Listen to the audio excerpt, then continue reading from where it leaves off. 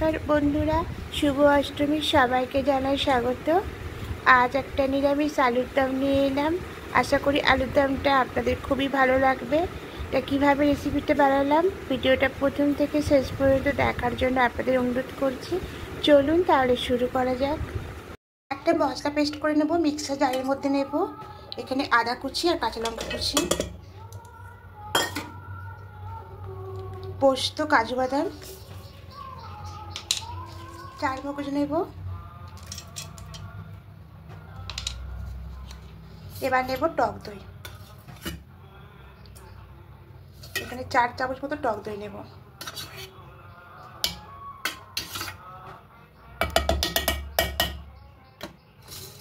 এবার অল্প জল দেব। এবার একটা পেস্ট করে এটা করা হয়ে গেছে।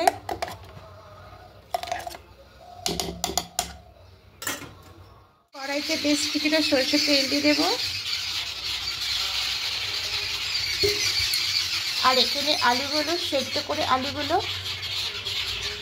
ছাড়িয়ে নিয়েছি খোসা, আর একটা কাঁটা চামচে করে চারিদিকে ছিদ্র করে নিয়েছি। এইরকম গোটা আলুগুলো সেদ্ধ করে নিয়ে কাঁটা চামচে ছিদ্র করে নিয়েছি। গরম হয়ে গেছে, এখানে আলুগুলো দিয়ে দেবো।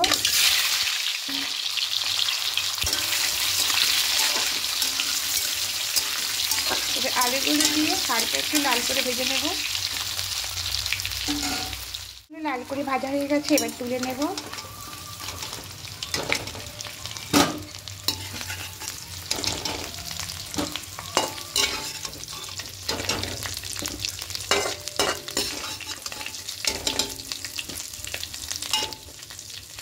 এবার এখানে আরো সামান্য একটু তেল দেব। এবার এখানে দেব চিনি।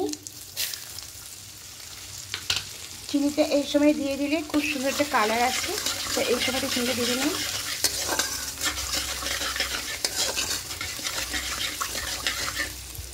এবার ফোড়নে দেব গোটা জিরে, 2 শুকনো লঙ্কা, 2 তেজপাতা আর সামান্য একটু হিং দেব।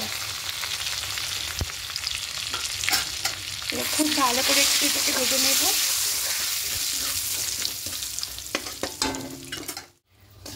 ফোড়নের সুন্দর একটা গন্ধ বেরোচ্ছে। এবার এই সময় যে মশলাটা পেস্ট করেছিলাম এটা দিয়ে দেব।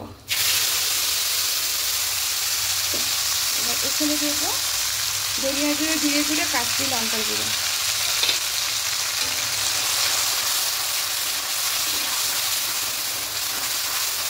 পরিমাণ মতো লবণটা অ্যাড করব।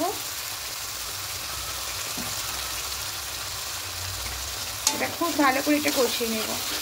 এখানে কোনো হলুদ দেব না, একটু ভালো করে কষিয়ে নেব। মশলা থেকে তেল ছাড়তে শুরু করে দিয়েছে, সুন্দর একটা কালার এসেছে। এই সময় এখানে আলুগুলো দিয়ে দেব।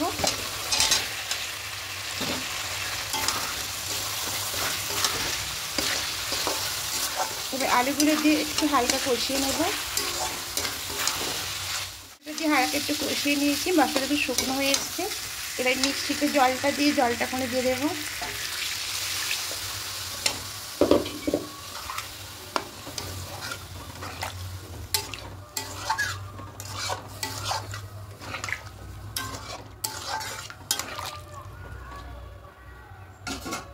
আর একটুখানি জল দেব।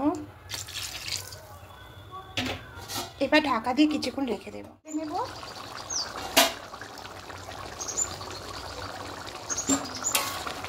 দেখো আলুর দমটা একদম হয়ে গেছে। এর থেকে আর বেশি গুঁড়ো করবো না, যেহেতু কাজু, পোস্ত, চারমগজ দেওয়া আছে, এটা আরোটা বসে যাবে।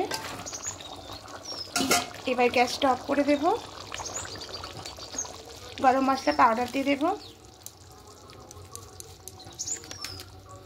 আর এখানে 1 চামচ ঘি দিয়ে দেব। এবার খুব ভালো করে মিশিয়ে নেব।